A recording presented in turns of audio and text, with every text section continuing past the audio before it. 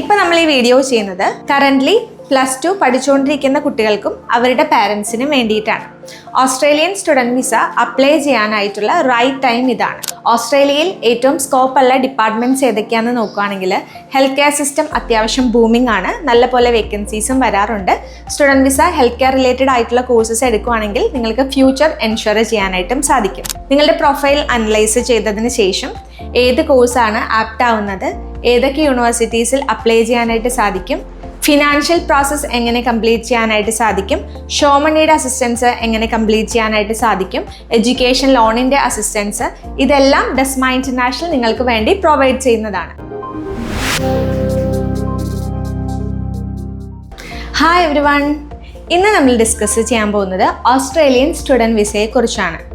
ഓസ്ട്രേലിയയിൽ പോയി പഠിക്കുക, അവിടെ സെറ്റിൽ ആവുക എന്നുള്ളതൊക്കെ പല കുട്ടികളുടെയും ആഗ്രഹമായിരിക്കും. എന്നാൽ ഓസ്ട്രേലിയ എന്ന കൺട്രി കുറച്ച് ഡിഫിക്കൽട്ടാണ്, വിസയുടെ ഒരു പ്രൊസീജിയർ കുറച്ച് ലെങ്തി ആണ്, കോസ്റ്റ് കൂടുതലാണ് എന്നൊക്കെ കരുതി പല പാരൻസും അല്ലെങ്കിൽ കുട്ടികളും ഓസ്ട്രേലിയ എന്നുള്ള ഡെസ്റ്റിനേഷൻ്റെ ആഗ്രഹം ചിലപ്പോൾ മാറ്റി വെക്കാറുണ്ട്. എന്നാൽ ഓസ്ട്രേലിയയിൽ അഫോർഡബിൾ ആയിട്ടുള്ള കോഴ്സുകളും ഹെൽത്ത് കെയർ റിലേറ്റഡ് അല്ലാത്ത സ്കിൽഡ് ഒക്യുപ്പേഷൻ ലിസ്റ്റിൽ ഉള്ള കോഴ്സുകളും വളരെയധികം ഉണ്ട്.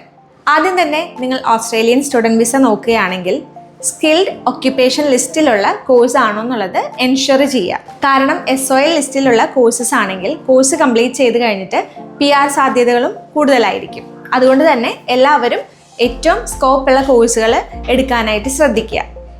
ഇപ്പം നമ്മൾ ഈ വീഡിയോ ചെയ്യുന്നത് കറൻ്റ്ലി +2 പഠിച്ചുകൊണ്ടിരിക്കുന്ന കുട്ടികൾക്കും അവരുടെ പാരൻസിനും വേണ്ടിയിട്ടാണ്. ഓസ്ട്രേലിയൻ സ്റ്റുഡൻറ് വിസ അപ്ലൈ ചെയ്യാനായിട്ടുള്ള റൈറ്റ് ടൈം ഇതാണ്. +2 കംപ്ലീറ്റ് ആവുന്നത് മാർച്ചിലായിരിക്കും. സോ ആ സമയത്ത് റിസൾട്ട് വന്നതിന് ശേഷം നമ്മൾക്ക് ഓഫർ ലെറ്ററിനൊക്കെ വേണ്ടിയിട്ട് അപ്ലൈ ചെയ്യാനായിട്ട് സാധിക്കും. ഒട്ടും ടൈം കളയാതെ തന്നെ ഏറ്റവും നിയറസ്റ്റ് ഇൻടേക്കിലേക്ക് നിങ്ങൾക്ക് ഇഷ്ടപ്പെട്ട കോഴ്സ് തിരഞ്ഞെടുക്കാനായിട്ട് സാധിക്കുന്നതാണ്.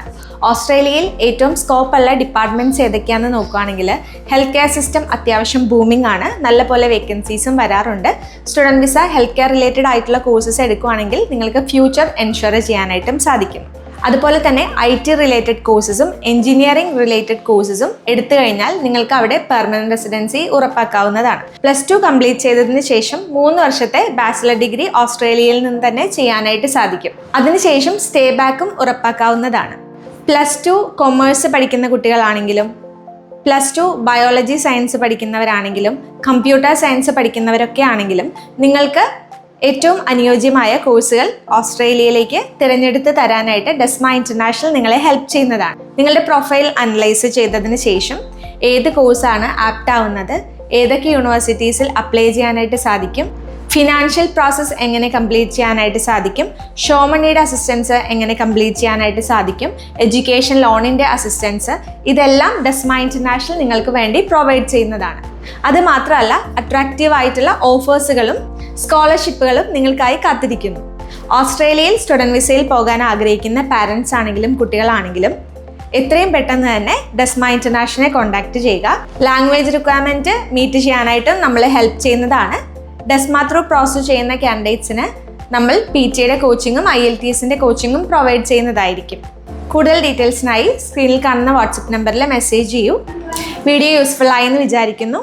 വീഡിയോ കണ്ട എല്ലാവർക്കും താങ്ക് യു സോ മച്ച്. പുതിയൊരു വീഡിയോ ആയിട്ട് വരുന്നവരെ ബൈ.